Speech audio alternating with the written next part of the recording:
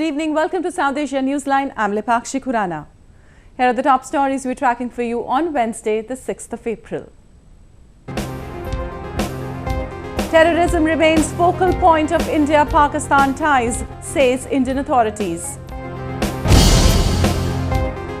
Powerhouse breakdown affects life in Pakistan-administered Kashmir. And Nepal government not serious about our demands, allege Madhesi leaders. And now for all the details. India has asserted that terrorism continues to remain the central point in its relation with Pakistan, and it will continue to be so until the issue is addressed effectively. Indian Foreign Secretary S. Jaishankar stated that terrorism will always be a focal point of India's relation with Pakistan. Citing the recent meetings between the two prime ministers in Ufa, Jaishankar said that since the Narendra Modi-led government had taken charge, one visible change has been the centrality of the issue of terrorism through dialogue and interaction between the two nations. The terror attack on the Indian airbase in the country's northern city of Pathankot on January 2nd had put another dent in the bilateral relations between New Delhi and Islamabad. He added that India's relations with Pakistan cannot be categorized as normal until terrorism is addressed effectively. Until we are able to address the issue effectively, obviously, it is hard for us to say that the relationship is normal, because this is what puts Pakistan in a different category than our other neighbors, because this is not an issue that comes up with other neighbors. So yes, terrorism remains very much the focus of the relationship, and Pathankot has made it so as well. Jaishankar has also stated that the issue of China blocking India's bid to ban Masood Azhar, chief of the Pakistan-based terror outfit Jaish-e-Mohammed or JEM, has been taken up with Beijing. We have taken up with the Chinese. We've taken it up at a fairly high level, and we will continue to pursue this with the Chinese. But this is an issue. It's an issue to be pursued with the Chinese in a UN context. India had appealed to the UN calling for immediate action to list Azhar under the Sanctions Committee. India alleges that Masood Azhar was the mastermind of the Pathankot attack that killed 7 Indian security personnel. The struggle for people of Pakistan-administered Kashmir does not seem to end, as the government of the day has failed them on all fronts. Daily life for the people in region is disrupted due to the breakdown of a powerhouse. Power shortage has always been one of the major concerns of residents of Pakistan-administered Kashmir. The situation has worsened in the wake of the recent flash floods in the illegally occupied region, as people face the loom of darkness since power stations suffered damages. ये 10 रोज़ कबल होने वाली बारिशों से power house जो कठाई चनारी का power house है, इसका वाटर चैनल तबाह हो गया था। उस वाटर चैनल के तबाह होने से आज तक वो बिजली बहाल नहीं हो सकी। तो बिजली ना होने की वजह से तमाम कारोबार ठप है, लोगों को शदीद मुश्किलात हैं, बच्चों के इम्तहानात हैं, वो अपने इम्तहानों की तैयारी नहीं कर सकते, लोगों को बहुत शदीद मुश्किलात हैं। और हुकूमत आज़ाद कश्मीर इंतज़ामिया भी इस हवाले से कोई काम नहीं कर रही है, जिस वजह से लोगों की मुश्किलात में दिन ब दिन इजाफा होता जा रहा है।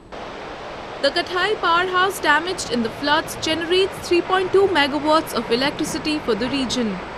Locals allege that the lax attitude of the authorities has worsened the situation that could have been curbed with due precautions. अगर इस मशीनरी को मेंटेनेंस प्रॉपर तरीके से की जाती तो ये इतने पानी के ऊपर इस पूरे डिस्ट्रिक्ट को बिजली प्रोवाइड कर सकती थी, लेकिन उनकी करप्शन की वजह से आज ये हुआ है कि 10 दिनों से आवाम को जिस कर्ब से गुजर रहे हैं, आवाम लोगों की दुकानें बंद हैं, दर्जियों की दुकानें बंद हैं, और सालाना इम्तहानात शुरू हैं बच्चों के। आवाम को इतनी दिक्कत है कि वो अब बच्चे तैयारी नहीं कर सकते हैं इम्तहान के लिए। Flash floods in South Asia are a common occurrence, particularly in the monsoon season. In September 2014, heavy rains resulted in devastating flooding in Pakistan-administered Kashmir, causing disruption and loss to life and property in the disputed territory. And news from neighboring Afghanistan. Afghanistan has launched 57 military operations in the country in the past 2 weeks, killing over 100 insurgents so far. Officials of the Interior Ministry on Tuesday said that the operations were launched in Helmand, Faryab, Uruzgan and Baghlan provinces in a bid to clear insurgents. According to reports, Afghanistan will soon launch a large-scale military operation under the name of Shafaq, which will be one of the largest counter-offensives to clear insurgents and destroy their bases. Afghanistan is facing serious threats from the ISIS and Taliban outfits, which are targeting both government establishments and civilians. India's most popular ride-sharing app, Ola, is ruling the Indian market sector and also giving stiff competition to its international counterpart, Uber. With more people being drawn to taxis for commuting, the app-based cab service market is heading upwards. A report. Bumper-to-bumper traffic, rickety public transport, local trains overflowing with passengers. It is enough to drive even the calmest commuter batty. And that is exactly what ride-hailing apps like Ola and Uber are banking on. Neither offer fares as cheap as a bus or three-wheeler. But Mumbai's rising middle class say they don't mind doling out extra cash for a hassle-free ride. Well, there are a lot of services available these days. But I think with Ola it's been very easy, especially since they have an app also. So it's really easy to book a ride. It is also proven to be easy money for the taxi drivers, who say the hailing apps have helped them double their monthly income. चाहिए madam, अभी private पकड़ेंगे तो 12,000 13,000 मिलेगा, उसमें से ज़्यादा से ज़्यादा कितना बचेगा? 8,000 9,000 इतना बचेगा. इसमें क्या है, 200 रुपये दिन का खा भी गए तो 800 रुपये डेली का बचता है. The popularity of ride-hailing apps has soared in India's congested cities and is now a multi-billion-dollar industry. Homegrown startup Ola dominates the market, with a fleet of 250,000 cars zipping across 100 cities. The company says their drivers provide 750,000 rides every single day. The Indian market is very, very different and very unique. And transportation in India is about use cases, right? So instead of disrupting the market, what we have done is made a very inclusive approach, where right from an auto rickshaw to a taxi that has already been available on the road, right, to a cab, you've been able to get it all on one technology platform, right, without being able to create any kind of loss of value, both for people already in the transportation ecosystem as well as newer customers and drivers. But Ola isn't the only one on the road. Competition from rival Uber has kicked into high gear after it announced plans to invest $1 billion in its India business. There is a lot at stake. Right now, less than 10% of India's millions of daily commuters use taxis. Moving on to news from Nepal, anger is brewing among the members of the Madhesi community as they allege of indifferent attitude by the Nepal government towards their demands. Madhesi leaders who had recently called off their agitation against the country's new constitution are now mulling over a fresh wave of protest in the country.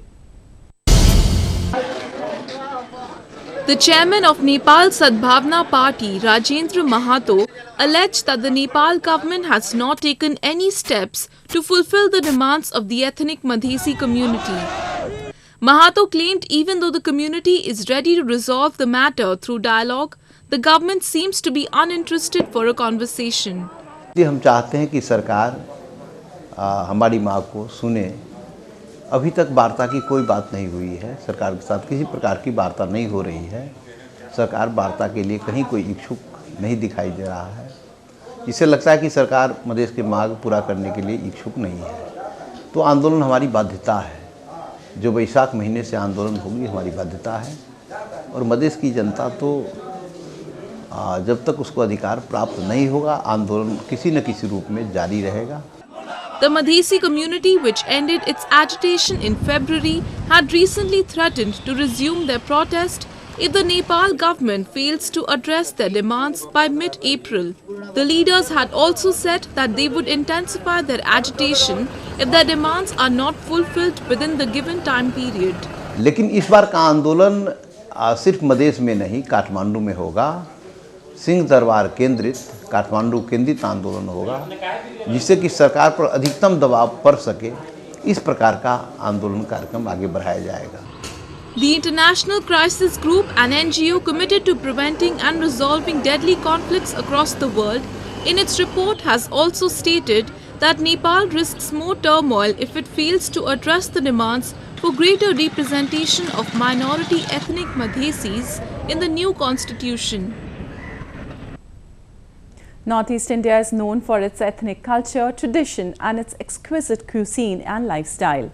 In the province of Manipur, its richness is being reflected in its first industrial expo.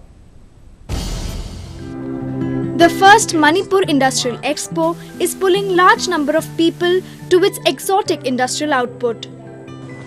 From ethnic clothes to furniture, plants, handloom and handicraft, the week-long event displayed the province's potential of being a manufacturing hub.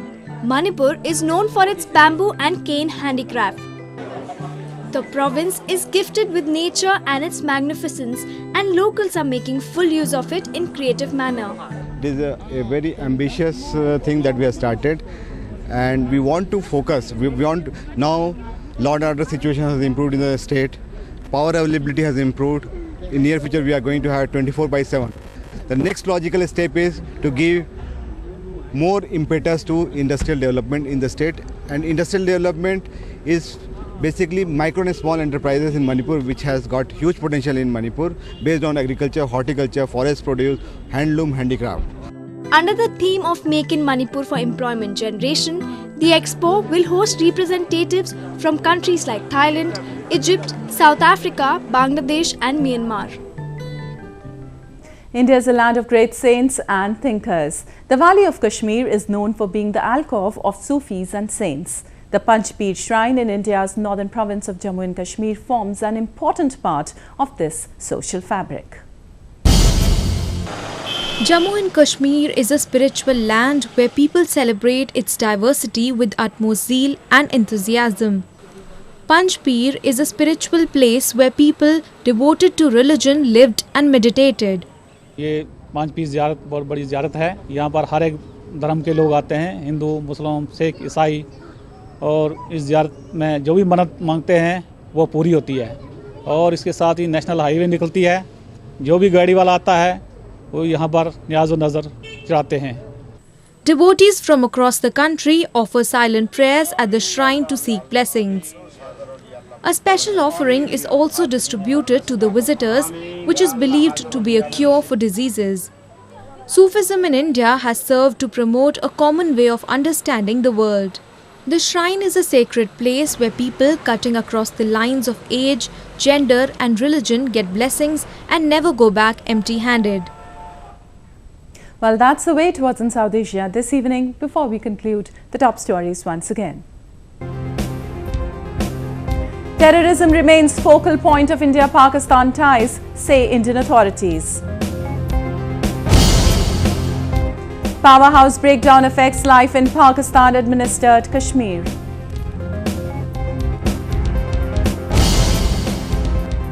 And Nepal government not serious about our demands, allege Madhesi leaders.